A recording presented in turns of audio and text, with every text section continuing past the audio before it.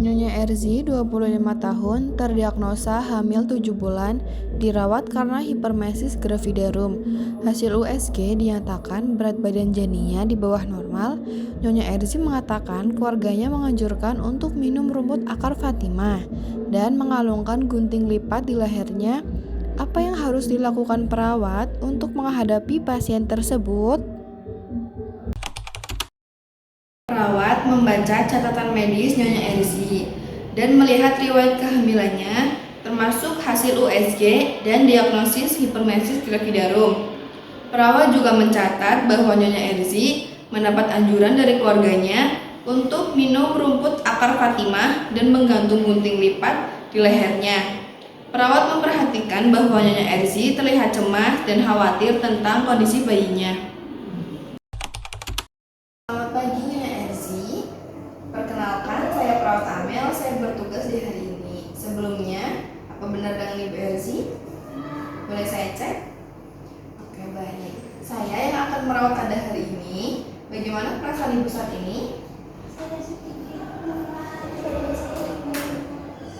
Saya mengerti. Saya akan membantu Anda untuk lebih baik lagi. Bagaimana dengan nafsu makan Ibu?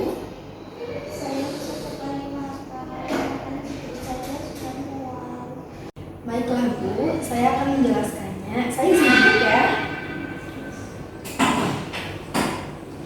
Kita akan terus memantau kondisi Ibu dan memberikan obat untuk mengatasi mual dan muntah.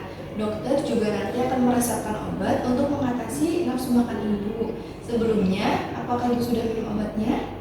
Sudah sus, tetapi keluarga saya menyarankan saya untuk meminum ramuan agar rumput Fatimah dan juga menggabungkan gunting lipat di leher saya karena itu sudah turun-temurun dan jarang.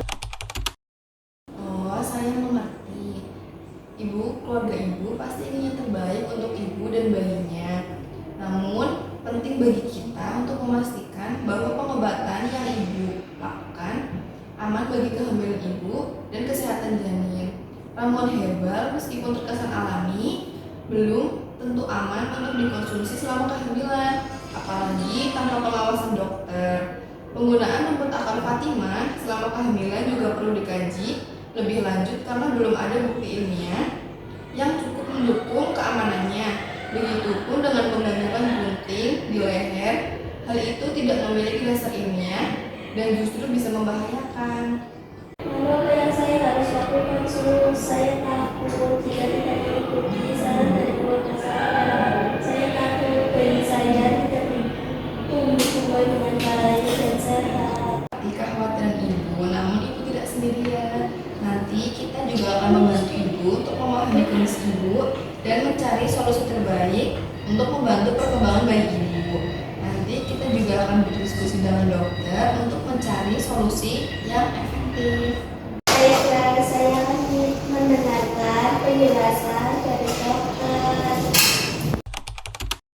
Setelah berdiskusi dengan dokter, Nyonya Erzi pun merasa lebih tenang dan setelah diskusi selesai, dokter pun meninggalkan ruangan.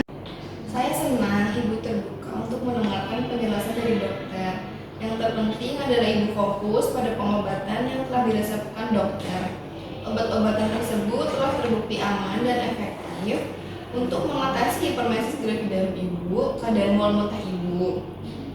Kita juga akan memantau pertumbuhan janin Ibu secara ketat. Terkait saran keluarga, Ibu dapat menjelaskannya kepada mereka tentang pentingnya berkonsultasi dengan dokter dan perawat sebelum mengonsumsi ramuan herbal atau melakukan tindakan lain selama kehamilan. Ibu bisa menunjukkan hasil pemeriksaan dokter dan penjelasan dari saya kepada keluarga Ibu. Kita bisa menjelaskannya bersama-sama jika Ibu berkenan. Baik sus, terima kasih atas penjelasannya. Sama-sama Bu, jangan ragu untuk menghubungi saya atau dokter jika Ibu merasa ada yang tidak baik-baik saja atau memiliki pertanyaan lain. Kita akan selalu mendukung Ibu selama masa kehamilan Ibu. Dan kita akan bekerja sama untuk memastikan ibu dan bayinya aman dan sehat. Oke, baiklah ibu. Kalau begitu saya permisi. Nanti jika ibu butuh bantuan, ibu dapat memanggil saya ke ruang perawat ya ibu. Terima kasih. Oke, sama-sama. Permisi ibu. Analisis prinsip komunikasi. 1. Prinsip klaritas yaitu perawat menggunakan bahasa yang jelas, lugas, dan mudah dipahami. 2. Prinsip empati yaitu perawat memberikan empati terkait rasa takut dengan memahami perasaan Nyonya Erzi dan menunjukkan sikap peduli dengan cara memberikan sentuhan kepada Nyonya Erzi. Terakhir, prinsip kerjasama yaitu perawat bekerja sama dengan dokter untuk menentukan strategi keperawatan yang terbaik untuk Nyonya Erzi, dan perawat membangun hubungan positif dengan Nyonya Erzi, membangun kepercayaan untuk mencapai tujuan bersama melalui komunikasi yang empati, jujur, dan profesional. Selanjutnya, kedua, ada komunikasi verbal. Di video tersebut terlihat perawat menggunakan bahasa yang mudah dipahami dan memberikan penjelasan yang jelas, lugas, serta menunjukkan empati terhadap kekhawatiran Nyonya Erzi. Ketiga, komunikasi nonverbal. Komunikasi nonverbal dalam konteks perawat dan pasien merujuk pada penggunaan ekspresi wajah, gerakan tubuh, kontak mata, sentuhan, serta postur tubuh lainnya untuk menyampaikan informasi atau pesan tanpa penggunaan kata-kata. Seperti dalam video, perawat menunjukkan ekspresi wajah dengan cara tersenyum ketika menyapa pasien, gerakan tubuh, perawat duduk di samping pasien saat berbicara, dan menunjukkan bahwa mereka fokus dan mendengarkan dengan penuh perhatian. Selanjutnya ada kontak mata. Saat berbicara dengan pasien, perawat menjaga kontak mata untuk menunjukkan bahwa mereka fokus pada pasien dan peduli. Sentuhan perawat menyentuh tangan pasien ketika berkomunikasi. Keempat, ada hambatan komunikasi. Hambatan antara perawat dan pasien merujuk pada faktor-faktor yang menghalangi atau mengurangi efektivitas interaksi. Contohnya, dalam video, hambatannya adalah Nyonya Erzi mungkin mengalami ketakutan dan kecemasan terkait dengan kondisi kehamilannya dan kesehatan janin. Hal ini dapat membuatnya lebih mudah percaya pada praktek yang dianggap aman oleh keluarganya, meskipun beresiko. Dan hambatan perbedaan budaya dan kepercayaan.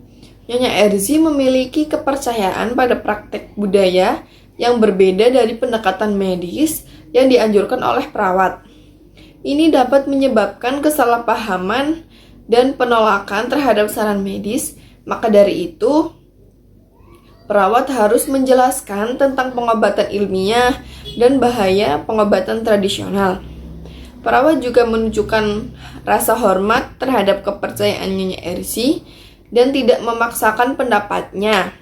Akan tetapi, perawat menganjurkan untuk lebih baik mendengarkan saran medis.